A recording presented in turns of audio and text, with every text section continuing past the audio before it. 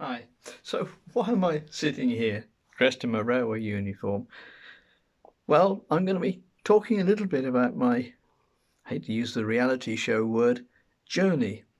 So where did my journey on the West Somerset Railway start? Well, back right here, about almost exactly 6 years ago, we were looking to buy a house in the Minehead area. And when we arrived at this idyllic spot, what did I spot? Just below us, at the West Somerset Railway. And as we were talking to the estate agent, there's a beep, an old number 88. Yes, number 88. There's now 53808. Chuff, chuff, chuff, chuff. About to start to climb that wonderful Washford bank. And so the journey began. Well, I was playing guitar in the Britannia one Sunday afternoon, and an old pal of mine, now anyway, Richard Neal, said to me, we're desperate for volunteers on the West Somerset Railway. Why don't you come and give it a go? Well, here we are. It's always a thrill in everybody's life to become, accepted. And one of the great things about the West Somerset Railway is that you are so easily accepted. Accepted for who you are, for what you can do, and for whatever your field of skills happens to be.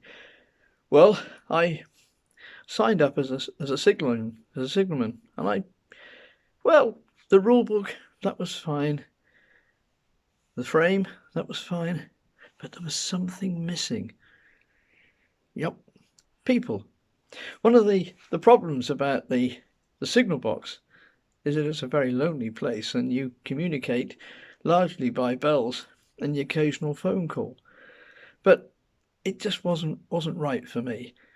And having had a conversation with Peter Winstanley, he said, well, I reckon you ought to have a go at being a travelling ticket inspector. Haven't looked back ever since. Now, if you say to a young lad or even a young girl today, in their sort of early teens perhaps, well, I've just been out and bought myself an Acme Thunderer, they'd look at you as if you bought some sort of firework or something. But the first thing you buy is your own personal Acme Thunderer. And of course, you tend to buy the first one you see, and it's a plastic one. And eventually, having passed out and having had your exam with Peter Winstanley, you progress. You progress to your own ex-British Rail Acme Thunderer. And then, of course, you find out that you can really become part of the team by wearing the lanyard to hold your whistle. And again, of course, well, you buy a pair of ticket clippers, or as I inadvertently once called them, my clicket tippers, but you've got your own. And there's nothing more than the thrill, the absolute thrill, of an old Edmondson ticket and your very own. Oh, the click, the explanation to the families, the giving to the child of a child's ticket, the banter between families, the banter between, well, all the older guys, a bit like me, the older guys who come on the railway because, well, they grew up with steam. They love steam. It's steam in their veins. And for them, that being clipped, that's a journey to remember. And it's our job as part of the railway family to make every journey that the public takes a journey to remember. And I remember with joy the beginning of my ticket inspector's exam with Peter Winstanley, when he said to me, I'm going to lend you, for the duration of this exam, a carriage key. Oh, I thought, blimey, don't have sharp, don't have to dig a big hole in your pocket, but the privilege of having one. And then at the end of the exam, he said, David, you know that carriage key that I lent you earlier on? Yep, I said. Well, it's yours. It's yours to keep as long as you're working on the railway. But then, of course, you can't just stick it in your pocket. Well, no, because that makes holes in your pockets and it doesn't look that professional. So the next thing you do is go to Hops. And the Hops shop is a wonderful place to visit. If whatever you do on the railway, whether it's a tie or whether it's a hat or whether it's a proper Acme Thunderer whistle, whether it's a carriage key or even a carriage key holder, Hops is the place to go. So you can now start investing in your hobby. Because then you start to realise that apart from the passengers, the important person on the train is the guard. He's in charge of the train. But there is nothing more wonderful than the thrill of having the guard at the end or in the middle of the platform and you're at one end of the train and you acknowledge the guard with a safe to go. All my doors are shut. There's no more passengers running up the platform. Platform duties completed and the train is now safely in your hands, Mr. Guard.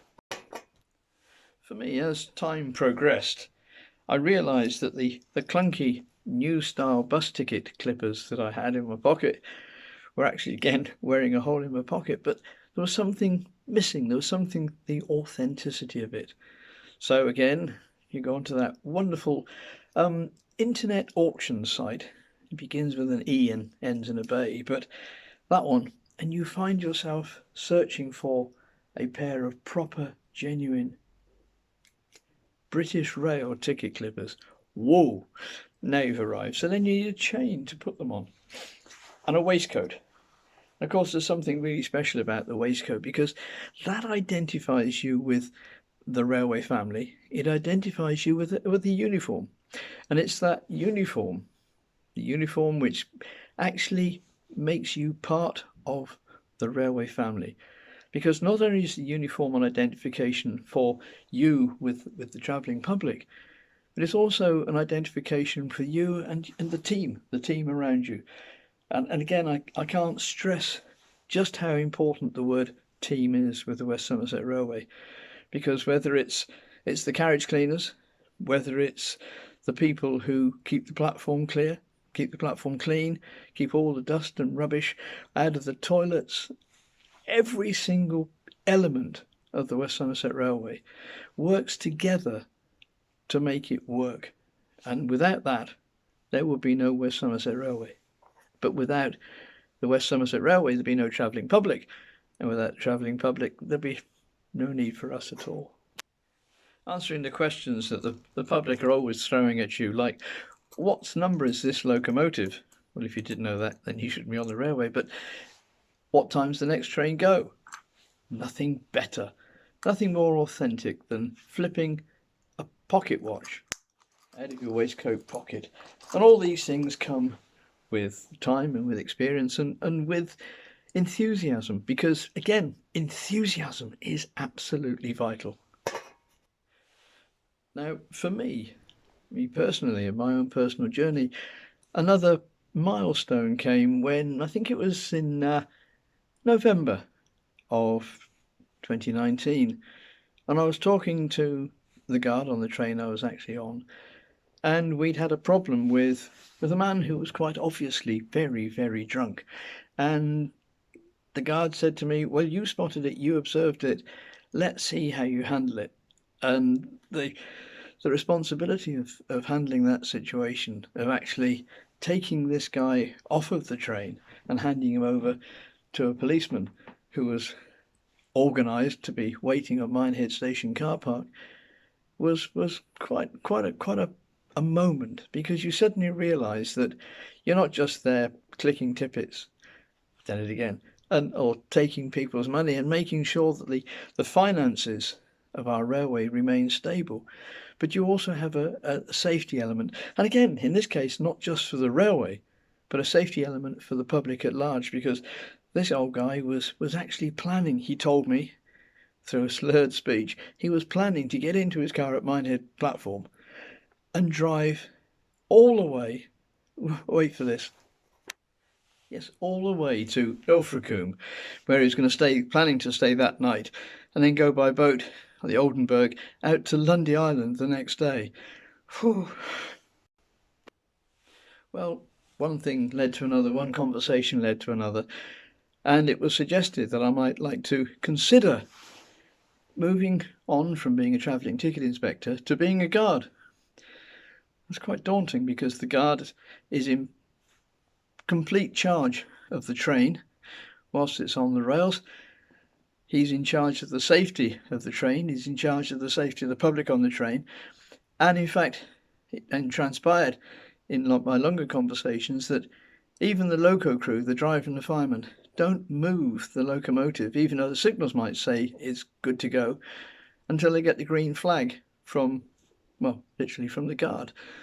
And so it is that after a lot of thought and after a lot of consideration, I sat back and I thought, do you know what? This is a challenge that's awaiting me, and I've got to have a go. So on December the 30th, on one of the steam gala trains, I had the privilege of going out for the day as a taster session with George Troke, who's one of the assistant guards inspectors. And the day was just absolutely fantastic. Of course, it then transpired that being a guard, well, it's not just about waving a green flag every time you come to a station and you decide that it's time and safe for the train to move on. No, it's far more than that, because before the train even is coupled up to the locomotive at the beginning of the day, the entire length of the train has to be inspected for safety. And that safety isn't just above the tracks, as it were, it's down on the tracks. And so the high-vis jacket becomes mandatory. But then it appealed to the mechanic inside me, really, because I grew up with my father in the motor trade, and I grew up loving and understanding mechanical things. And so we go down and we inspect the brake blocks on every wheel set, both sides of the carriage. We inspect all the brake hose connections, etc., etc., etc. And that learning day that experience day that I had with George, well, that's actually set the scene. So now, armed with a Bardic lamp and a complete set of flags, but very importantly, also, and thank you to Hops for this, a BR carriage key. Because the BR carriage key, again, is of vital importance, because the doors at the very end of each carriage set, those doors have to be locked, because obviously if you had a member of the public travelling along and they decided to open the door, well, they'd step out either into the loco tender, the back of the locomotive, or straight out onto the back of the onto the tracks if they're at the back of the train. And so, again, safety, safety, safety. And that's the bit that I love, because I'm health and safety inspector at the church, St. Sacred Heart Church in Minehead, and safety has always been a key part of my daily rationale. And so you get the opportunity to become a first aider. You get the opportunity to do whatever it is you think that you're capable of doing on this railway. So when you watch this film, I'm guessing that probably most people who are watching this are railway volunteers already. But when you feel the need to move on, when you feel the need to do something different, something exciting, always talk to your line manager. Always talk to whoever you reply to in terms of management, and explore, examine, because the chances are there for everybody to move on, to do something different, to move up. And in my particular case, well, it's just the beginning of a whole new journey. And as soon as this wretched coronavirus, COVID-19 panic is all over and we get to start running our trains again, then I shall start training in earnest. But meanwhile at home, well, that training still has started, because I'm learning the rule book already. And thank you, Steve Bailey, for sending that through to me. I've started learning the procedures and everything that we do, every single thing that we do on this railway. If it's not in the rule book, then it doesn't happen. I remember Chris Pratt saying that to me a good few years ago, but it still holds good today. The rule book is our Bible, So I've got two Bibles, really. I've got the rule book and I've got the Big Boss's Bible as well. But for you, when you've watched this, I hope you've enjoyed my journey, and I hope you enjoy your own journey, because the journey doesn't stop here.